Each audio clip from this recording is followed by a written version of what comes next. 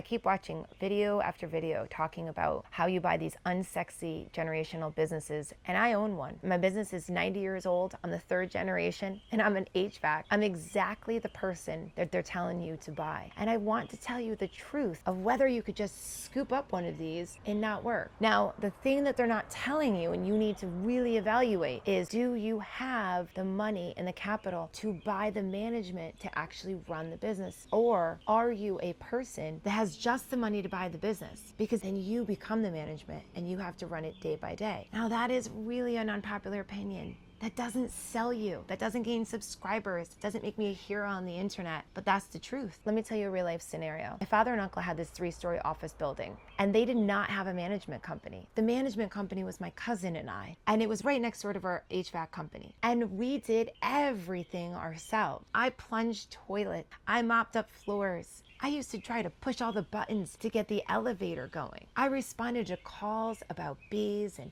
ants and wasps and all the things. And the reason why I did that, because I really like my dad and uncle. So my cousin and I were like, oh, wow, they gave us really good lives. We probably just should go plunge that toilet to thank them. But we didn't want someone else to eat into the profit of that business. And we were right there. So we did it. Now the dads came to us and they were like, we want to sell it. My cousin and I were like, we're done. We're good. We don't want it, because we knew what it was like to run it. And an investment guy came in, put it in his portfolio. And I have to say, it runs. It's fine, because he had the money to put in a management company. And these are the things that are not said. If you are sitting there being like, I'm going to buy an HVAC company, you might be plunging the toilets. Now, I don't want to discourage anyone from being a business owner. It is so rewarding. And my days are great. I mean, some of them are really bad because I do work. I work very hard. But I do find it so rewarding to be able to employ people and give them a great environment for them to work in, to have customers that rely on me to feel safe and warm in their home.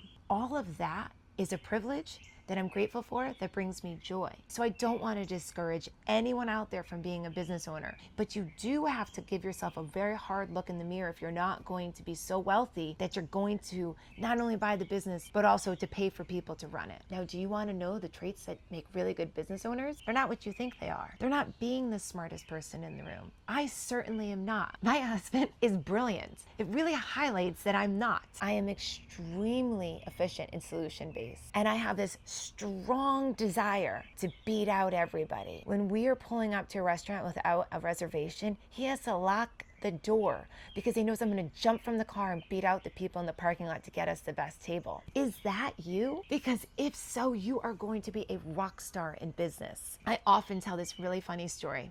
I have a cousin who also runs a business, and my mom called up and said, "Your aunt called, your cousin got hit by a car." And I was like, oh my God, really? So I call my cousin up and I say, hey, did you get hit by a car?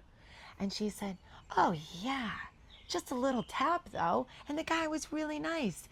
I was riding my bike really slow and he sort of just bumped me and I fell over. It was no big deal. And I said to her, oh yeah, it's like any given Tuesday in business. And she laughed and said, that's what I tried to tell my mom. That wasn't the worst thing that happened to me in the day. And if you are like my cousin and I, where we can take a situation, know we get a little bumped, get a little bruised, and get back up, you would make an excellent business owner. Another thing that I am so passionate about is looking at young people and picking out who would be good business owners. Now, I got 5 nephews, and when I bring out a birthday cake, my nephew Oliver, he is figuring out how to get the best piece of cake. And I watch him like a proud aunt. He's counting the people, he's counting the slices, he's quietly giving away the ones he doesn't want till he gets the exact one he wants. And I pulled him aside once and I said, honey, you're going to be the best business owner because you can take a situation and look at it and figure out how to get the best. And lastly, if you're the person in the room that everybody goes to when there's a problem and everyone's looking at the problem while you're figuring out a solution and you are working for someone, you are right. Start a business, buy a business, align the amount of work and your talent into your own income. It is freeing and rewarding. And if that is you, join us because I want you to be excited and believe in yourself. And no, you don't have to be the smartest person in the room, but you do need that fire in your belly that's going to sustain you and propel you to be successful. As always, thank you so much for watching, and I'll see you in my next video.